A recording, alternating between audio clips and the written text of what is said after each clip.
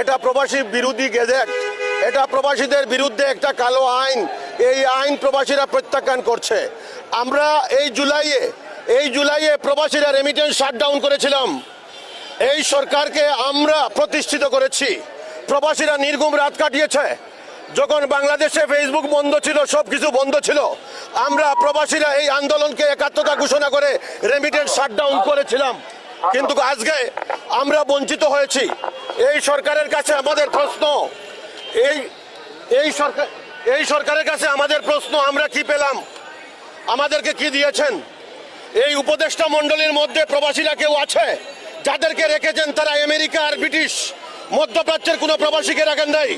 প্রবাসীদের নিয়ে কোনো সংস্কার আইন করেন নাই। প্রবাসীদের নিয়ে কোনো কমিশন করেন নাই। আমাদের দাবি মানতে হবে।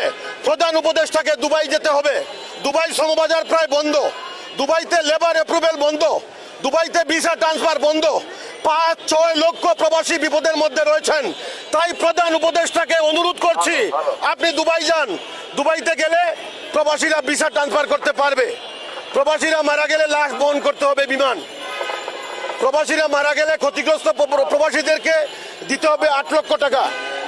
শেষ জীবনে প্রবাসীদেরকে দিতে হবে মুক্তিযোদ্ধাদের মতো ভাতা। সরকার যদি আমাদের এই দাবি পূরণ না করে, তাহলে আমরা যমুনাতে যাব না, গঙ্গাতে যাব না, আমরা রেমিটেন্স শাটডাউন করে দিব।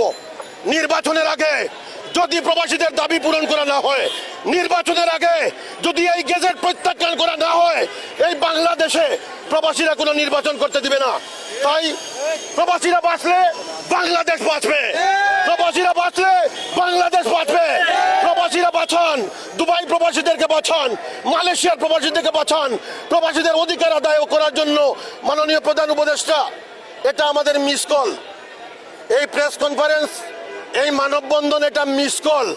আমরা যমুনায় যাব না। তেরে মন কি গঙ্গা মেরে মন কি যমুনা খা, बोल राधा बोल संगम होगा के नहीं। আপনার সাথে কোনো মিলন হবে না, কোনো সঙ্গম হবে না। প্রবাসীদের দাবি মেনে নেবেন, প্রবাসীদের দাবি মেনে নেবেন। এটাই আমার অনুরোধ আপনাদের মাধ্যমে, সাংবাদিকদের মাধ্যমে।